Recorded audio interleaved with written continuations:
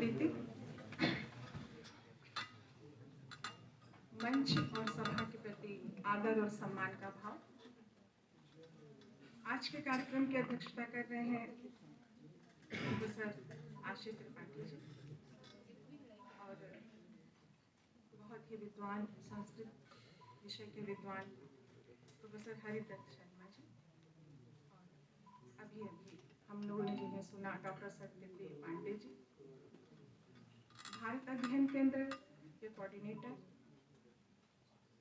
और इसके साथ ही सदाशिव द्विवेदी जी, डॉक्टर सर्वज्ञा शर्मा जी हमारे सामने अभी बैठे थे, हमारे साथ के सहयोगी डॉक्टर सूरी जी, श्री अवधेश कुमार जी, डॉक्टर कविता कुमारी जी और डॉक्टर अमित जी, और इसके साथ ही साथ इस सभागार में बैठे हुए बहुत से विद्यार्थी और शोध छात्र, सभी के प्रति सम्मान का भाव।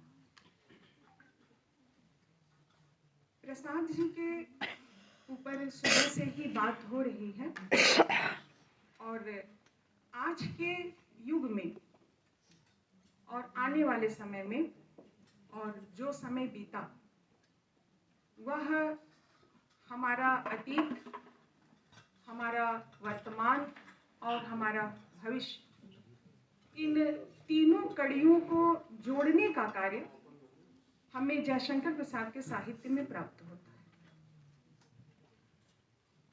कभी कभी कुछ आलोचकों के विचार आते हैं कि प्रसाद अतीत के कवि हैं, लेकिन नहीं, इस बात को हम एक सिरे से खारिज करते हैं।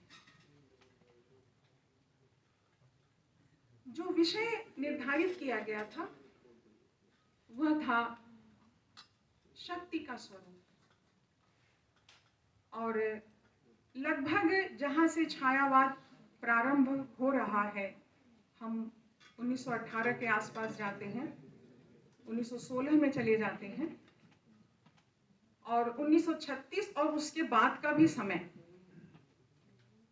इस समय को हम एक सामान्य समय नहीं कह सकते। यह वह समय है जो नवजागरण का समय है, यह वह समय है जब देश गुलाम है, और ये गुलामी सिर्फ अंग्रेजों की ही गुलामी नहीं थी। पिछले कई वर्षों से, लगभग 1200 साल से जो देश पर हमारे आक्रमण हुए, और जो जयशंकर प्रसाद का साहित्य बोलता है, वह स्कंदगुप्त, चंद्रगुप्त, जिसकी चर्चा अभी नाटकों के माध्यम से बहुत सशक्त ढंग से सत्यप्रिय द्विवेदी जी ने हमारे सामने प्रस्तुत भी किया।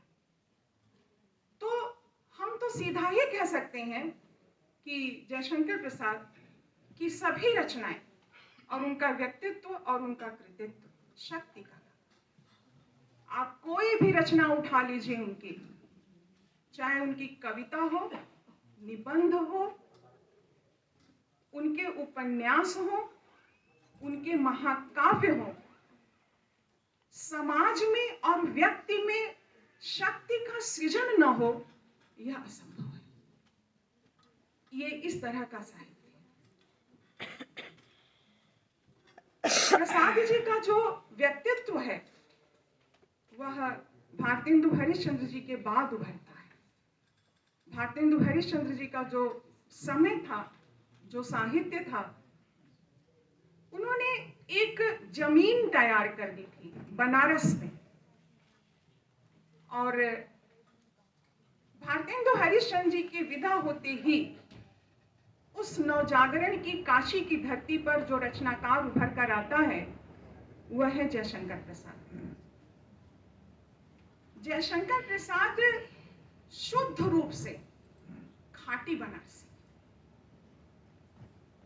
हम उनके साहित्य को देखें, उनके व्यक्तित्व को देखें, तो बनारस की संस्कृति का जो आभास है,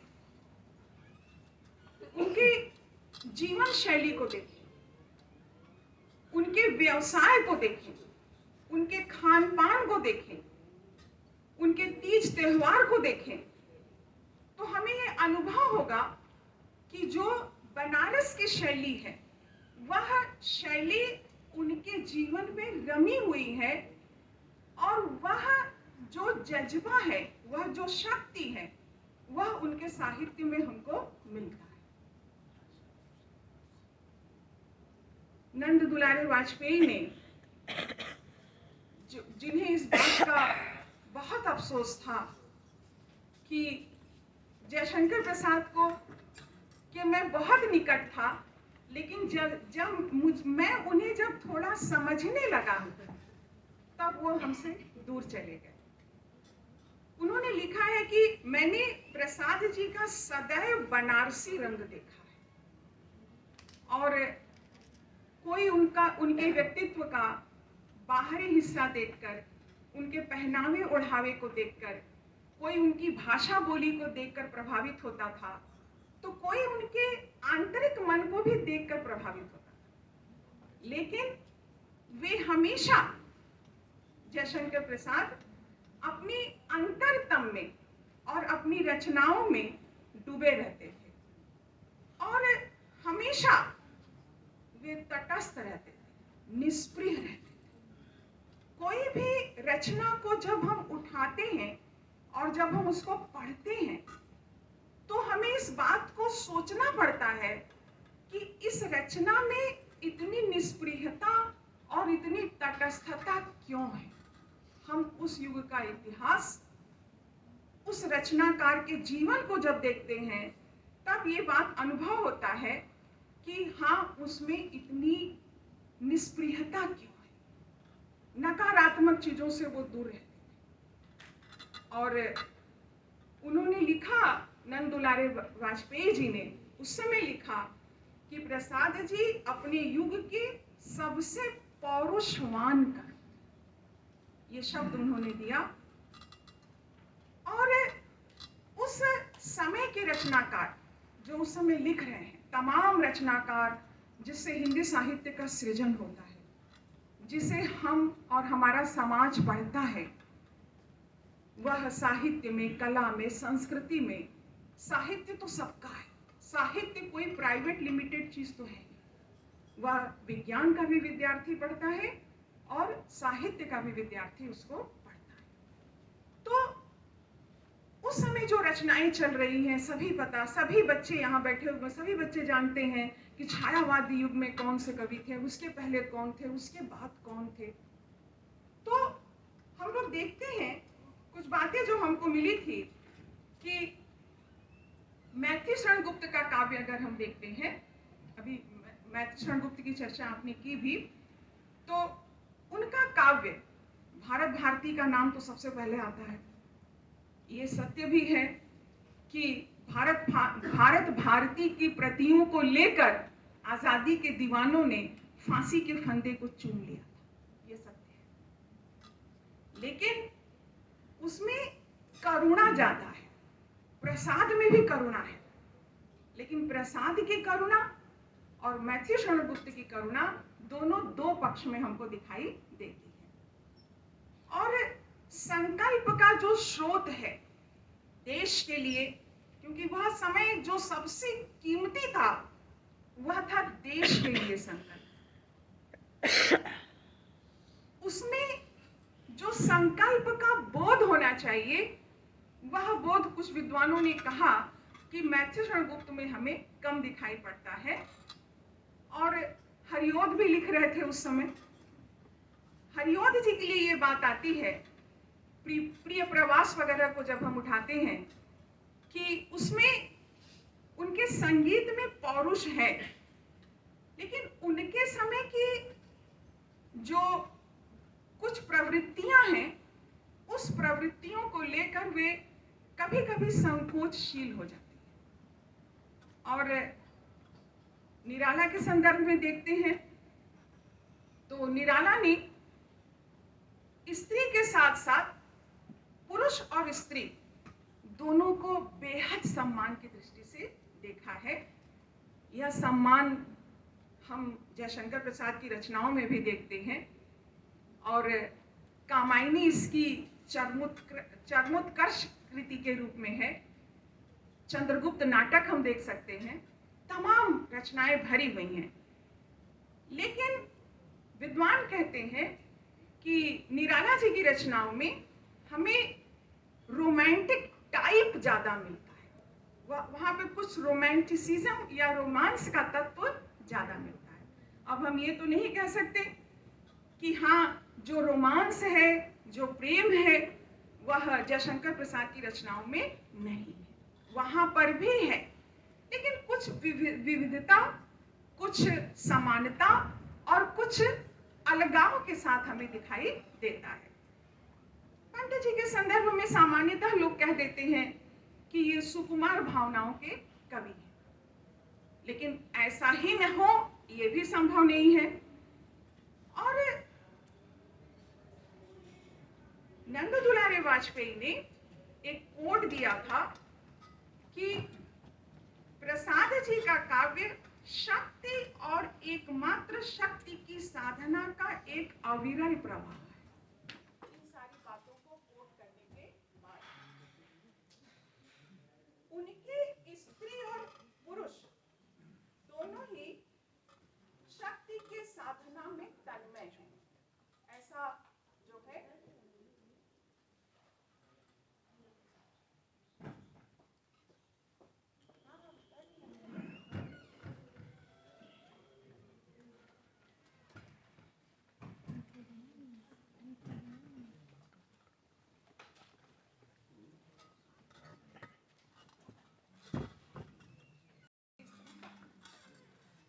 शक्ति के साधना में तन्मय है। इसलिए वाजपेयी जी ने प्रसाद जी को सबसे प्रथम और सबसे श्रेष्ठ शक्तिवादी आनंद कवि कहा। एक पक्ष इसका हमने यहाँ पर आपको रखा कि जब हम शक्ति के संदर्भ में प्रसाद जी का अवलोकन करते हैं तो हमें प्रसाद जी का साहित्य कैसा दिखाई देता है। और ये सभी को पता है कि उनके साहित्य में सौंदर्य और कल्पना प्रधान है। जीवन का जो रस है, जिसको कि हम पंचशील कह सकते हैं, पंचकोश कह सकते हैं, पंचतत्व कह सकते हैं, और जीवन के जो शुभतर और श्रेष्ठतम भाव है, उसके रस की सृष्टि हमें जयशंकर प्रसाद के साहित्य में प्राप्त है। ये सहज है, इसमें कहीं किसी प्रकार का कोई विरोध नहीं है। और जीवन में जो वैराग्य है, जीवन के प्रति जो नकारात्मकता का भाव है, जीवन के प्रति जो तटस्थता का भाव है, कभी कभी मनुष्य अपने जीवन से न्यूट्रल हो जाता है, तटस्थ हो जाता है। तटस्थता अच्छी बात है, कभी कभी हो तो अच्छी बात है, कभी कभी ना हो तो भी अच्छी बात है, लेकिन तटस्थ होना बहुत अच्छी बात है। जब हम अपने जीवन से न्यूट्रल हो जाए, जब हम समाज से न्यूट्रल हो जाए, जब हम सामाजिक गतिविधियों से न्यूट्रल हो जाए, तो तटस्थता जो है ठीक नहीं। इसका सबसे सशक्त संदेश हमें कामायनी में मिलता। हम लोगों ने देखा कि मनु किस तरह से अपने जीवन से तटस्थ होते हैं, और श्रद्धा जो है उन्हें पुनः जो है कर्म करने के लिए प्रेरित करती है। श्रद्धा कहती है कि मनु सर्ग रक्षा का है परिणाम। ये जो तमाम, ये जो सर्ग देख रहे हो, ये जो सृष्टि देख रहे हो, जो यहाँ से वहां तक फैली है, जिसे हम अपनी खुली आंखों से नहीं देख सकते, बहुत दूर है सृष्टि का विस्तार, ये इच्छा का परिणाम है। तो भविष्य के प्रति आशंका रख के इस सर्ग का तिरस्कार मत करो। तो यह जो जीवन के प्रति जो सकारात्मकता का भाव है, कर्म करने का भाव है, यह हमें जयशंकर प्रसाद के साहित्य से प्राप्त होता है। जीवन में जो निषेध है, आज के जीवन में, वर्तमान संदर्भ में प्रसाद का साहित्य बहुत प्रासंगिक है। आज आज हमारे समाज में जो सबसे बड़ी समस्या है, वह समस्या है कि हम सबसे बड़ा जो संकट है वो है पर्यावरण का संकट। सबसे बड़ा जो संकट है वह है हिंसा का संकट। पर्यावरण और हिंसा के संकट से आज पूरी मानवता जूझ रही है। भौतिकतावाद से पूरी मानवता जूझ रही है। वह तरह तरह के उपाय खोज रही है। विशेष करके जो हमारे युवा वर्ग हैं, उनके लिए प्रसाद का साहित्य बहुत महत्वपूर्ण, क्योंकि प्रसाद का साहित्य हमें सिर्फ ऊर्जा नहीं देता है, हमारी समस्याओं का समाधान देता है कि हाँ, हमें अब क्या करना है। उसका कारण है क्यों ऐसा होता है प्रसाद के साहित्य से। प्रसाद के साहित्य जो है हमारे भारतीय सनातन संस्कृति का जो आर्ष साहित्य है, हमारे जो वेद हैं, पुराण हैं, हमारी जो ऋचाएं हैं, उन सबका सार, हमारी इतिहास, हमारी संस्कृति, उसका सार हमें अपनी रचनाओं में मिलता है। ये तो तय है कि हमारी समस्याओं के समाधान का मॉडल हमारा होगा। हम अपनी समस्याओं के समाधान को अपनी भारतीय संस्कृति में ही ढूंढ सकते हैं। वह मेरा ही मॉडल होगा और वह मॉडल है जयशंकर प्रसाद का साहित्य। हम अपनी समस्याओं के समाधान को किसी पश्चिमी या आयातित साहित्य के माध्यम से हम अपना समाधान नहीं खोज सकते। हो सकता है कि वो कुछ देर के लिए वह साहित्य हमें सपोर्ट करे, may be, but it is not possible, it is very wrong. लेकिन वह हमारी समस्याओं का समाधान नहीं दे सकता। हमारे विकास का मॉडल, हमारे चिंतन का मॉडल, हमारे जीवन की व्यवस्थाओं का मॉडल वह हमारा होगा, और वह है जयशंकर प्रसाद का साहित्य। उनके स्त्री पात्र और उनके पुरुष पात्र,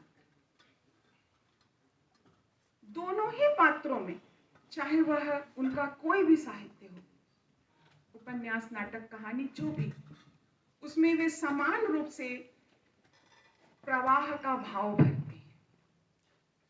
चाहे वो कामायनी की श्रद्धा हो, चाहे मनु हो, चाहे चंद्रगुप्त हो, चाहे स्कंदगुप्त हो, या छोटे छोटे नाटकों में छोटे छोटे जो रूपक, छोटे छोटे उनकी जो कविताएं हैं, उसमें जो छोटे छोटे रूपक आते हैं, उसमें वे समान रूप से वह प्रवाह भरते हैं। उनका प्रवाह कहीं भी दुर्बल नहीं होता, कहीं भी कमजोर नहीं होता, और उस प्रवाह को वे मनोवैज्ञानिक यथार्थता के साथ आगे बढ़ाते हैं। जितना उनमें भाव का प्राबल्य है, उतना ही उनमें बुद्धि का भी प्राबल्य है।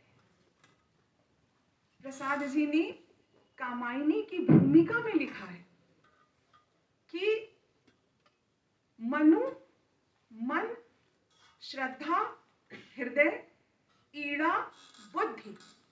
हृदय, मन और बुद्धि से मानवता का अगर विकास होता है, तो उनका शब्द है वहां पर बड़ा ही श्लाघ्य होगा।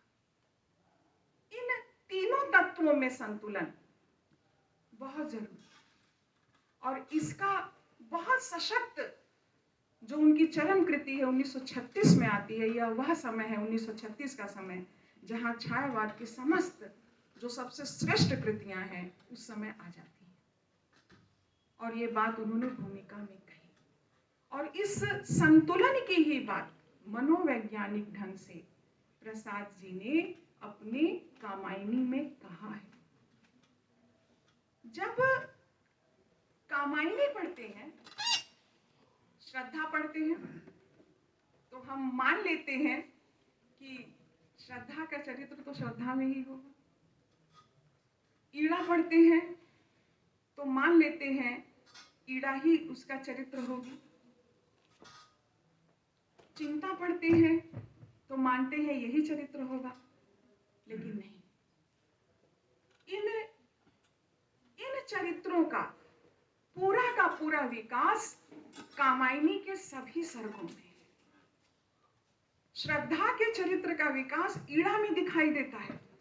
जिस समय मनु को प्रतिध्वनि सुनाई देती है, उस समय मनु को समझ में आता है कि श्रद्धा क्या है। श्रद्धा यानी हमारे जीवन का जो हृदय पक्ष है।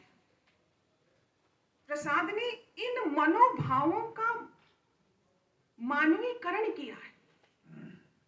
ऐसा नहीं है कि हाँ हमारे लिए श्रद्धा अच्छी है, हमारे लिए ईड़ा अच्छी है, हम इन दोनों को चुन लें या इन दोनों में से किसी एक को चुन लें। हम मनु को चुन लेते हैं, आसुरी और किलात को चुन लेते हैं।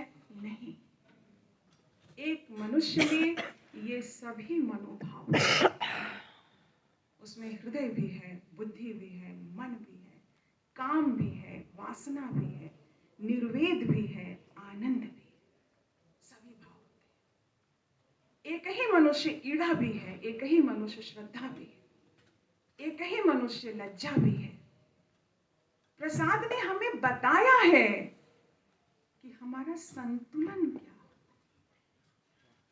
क्या करें हम कि मानवता का विकास हो।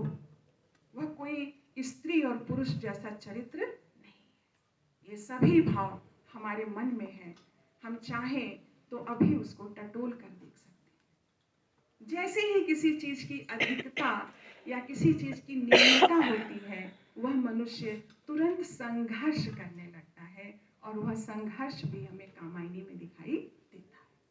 स्वप्न देखने लगता, स्वप्न में चीजें आने लगती, स्वप्न भी हमको दिखाई देता है।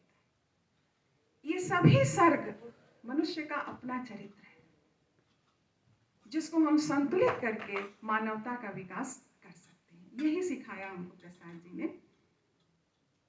प्रसाद जी के जो भी स्त्री और पुरुष पात्र हैं, स्त्री और पुरुष यानी मानवता के जीवन का, मनुष्य के जीवन का, जब हम मनुष्य कहते हैं तो उसमें स्त्री भी है और उसमें पुरुष भी है। मनुष्य के जीवन का क्या रहस्य है?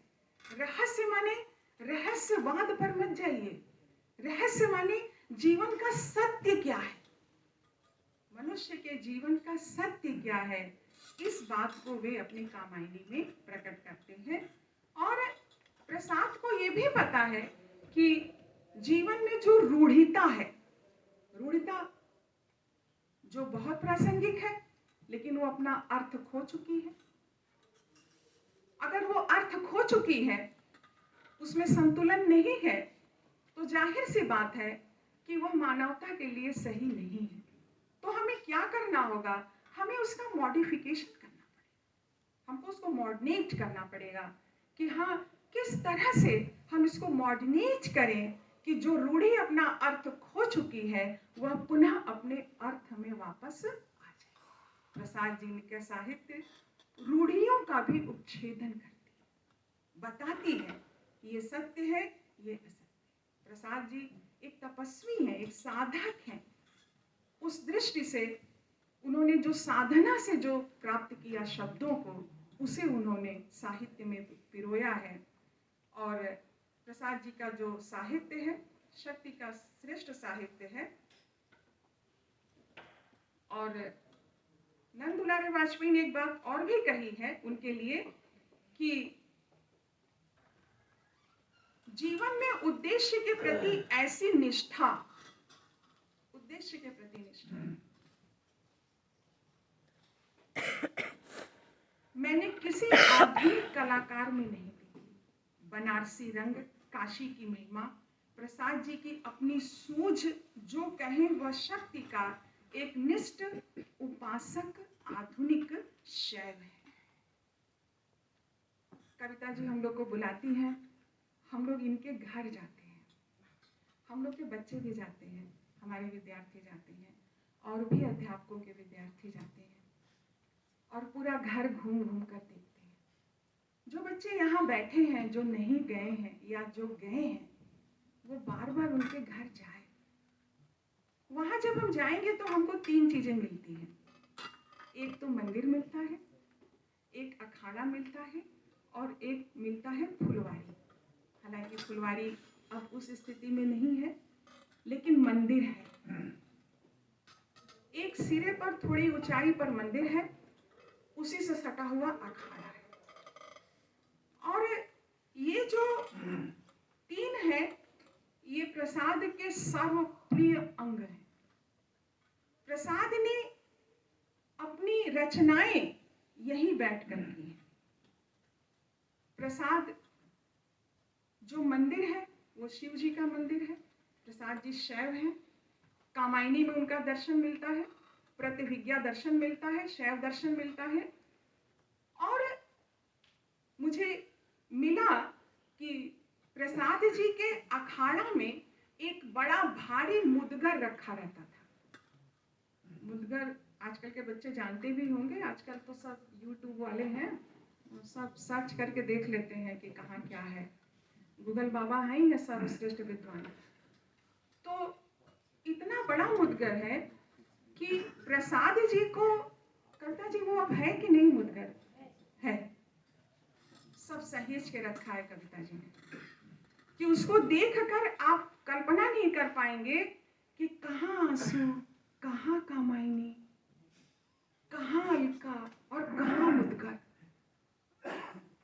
लेकिन यह मिलता है कि प्रसाद जी उस मुदगर को फेरते थे और एक प्रशिक्षक आता था, उनको सिखाता था कि कैसे इसको फेरना है। आसान नहीं होता है, आग का दरिया है और दूध की जल। तो ये मुदगर, ये अखाड़ा शक्ति का, मंदिर शक्ति का, फुलवारी सौंदर्य का प्रतीक। प्रसाद जी ने लिखा है कि मैंने अपनी बहुत सी रचनाएं मंदिर वाली जगह पर लिखी है। मंदिर और फुलवारी अगल बगल है, वहां बैठकर लिखी है। कामायनी रात्रि के तीसरे पहर में जो नया घर बना था उसके दूसरे तल पर बैठकर लिखा है। और कुछ नए घर के नए बैठक में भी बैठकर रात्रि के तीसरे पहर में कामायनी का कुछ हिस्सा लिखा है। तो मंदिर, अखाड़ा और फुलवारी, शक्ति, शील और सौंदर्य, हृदय, बुद्धि और मन, ये जो त्रिपुंड है, जो श्रद्धा दर्शन कराती है, इच्छा, क्रिया और ज्ञान, ये वही केंद्र बिंदु है जहां पर जयशंकर प्रसाद जो है मानवता को ले जाने की बात करते हैं।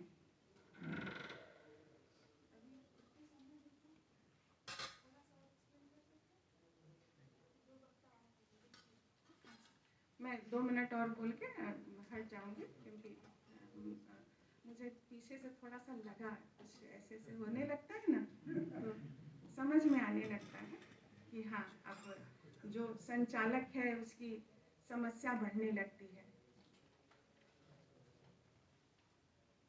मैंने सोचा था कि कामायनी के माध्यम से जो बातें हमने आपसे शेयर किया, जो हमने आपसे कहने का प्रयास किया, उसको कुछ कहेंगे।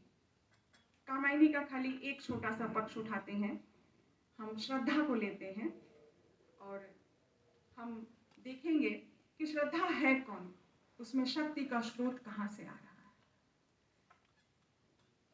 श्रद्धा, श्राद्ध देव जिसको कहते हैं, वह हमें शतपथ ब्राह्मण पुराणों में भी ये बात मिलती है श्रद्धा के संदर्भ में।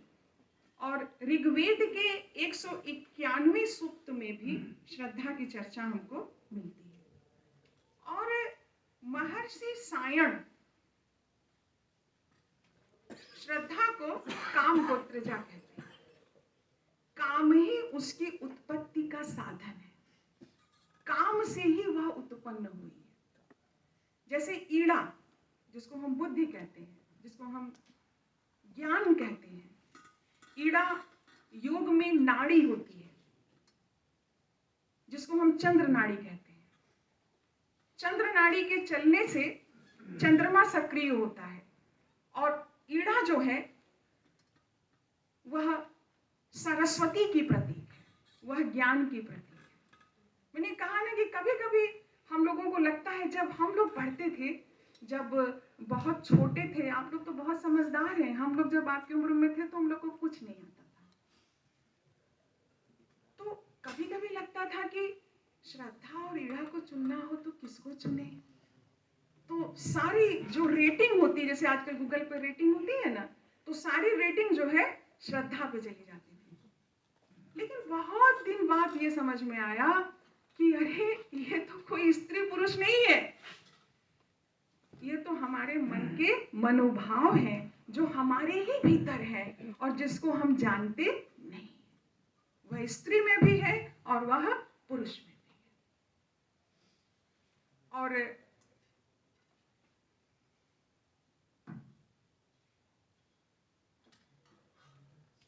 भागवत में यह भी संदर्भ मिलता है कि श्रद्धा और वैवस्वत मनु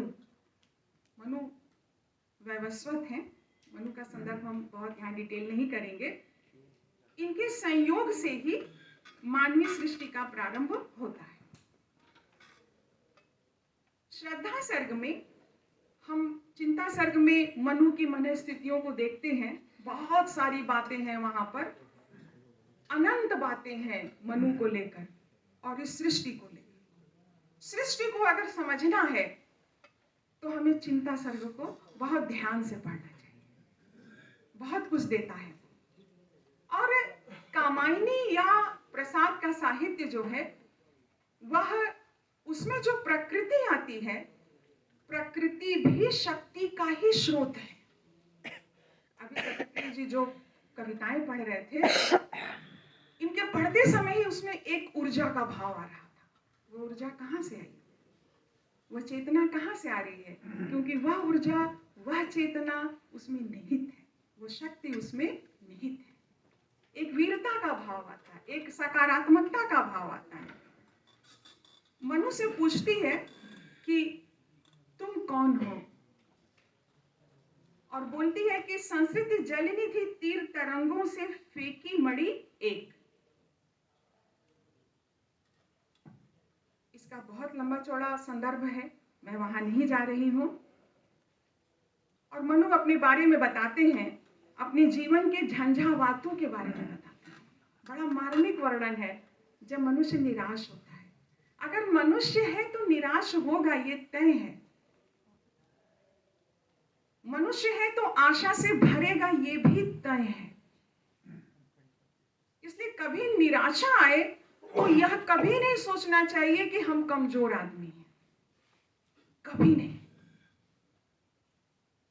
कि दिन के बाद रात और रात के बाद दिन, ये तय है। ये तो यही संतुलन सीखना है हमको।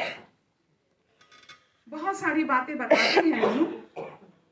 और जब ऐसे जीवन के झंझावात में फंसा हुआ मनु, जब श्रद्धा पूछती है, she is a very progressive person, Shraddha first argument वही करती है कि मनु तुम कौन हो। ये पहल श्रद्धा की तरफ से आती है। और जब श्रद्धा की ध्वनि को वो सुनते हैं तो कामायनी कार ने लिखा है कि उनकी ध्वनि श्रद्धा की ऐसी लगती है कि जैसे कोई मधुकरी हो। बच्चे यहाँ पढ़े हैं, सब मुड़ी हिला रहे हैं। अच्छा लगता है बच्चों का पढ़ना, यही सुख है हम लोग का। हम लोग अध्यापक हैं। मधुकरी शब्द आता है तो यह भी संकेत मिलने लगता है कि अब मनु के जीवन में बसंत आने वाला है। मनु को भी ढांढस बचता है कि अब हमारे जीवन के झंझावातों का समापन होगा। हम लोग को यह भी पता है कि श्रद्धा अपूर्व सुंदरी, ये भी सब बच्चे पढ़कर आए। लेकिन यह सौंदर्य खाली बाहरी नहीं है, भीतर का भी है, मन का भी। बड़ा ही ऐसे लगता है कि प्रसाद जी ने जब उसका वर्णन किया श्रद्धा का, तो एकदम -0 नंबर के ब्रश से उसका वर्णन किया। इतनी कोमलता, इतना सौंदर्य जो बाहर भी है और भीतर भी है। अब आप समझिए कि जीवन के संतुलन को बनाने के लिए मनुष्य के जीवन में, चाहे वह स्त्री हो चाहे वह पुरुष हो, उसके जीवन में इस सौंदर्य की कितनी आवश्यकता है। और श्रद्धा अपनी बातों से मनु के जीवन की निराशा दूर करती है और यह बताती है कि सर्ग इच्छा का है परिणाम। मनु कर्म में प्रवृत्त होते हैं। अद्भुत वर्णन है, सबका पढ़ा हुआ है, जितना पढ़ा जाए उतना कम पड़ जाता है। आपने मुझे इतनी देर सुना, हमने अपनी बात को आपके माध्यम से शेयर किया, हम आपके आभारी हैं। बहुत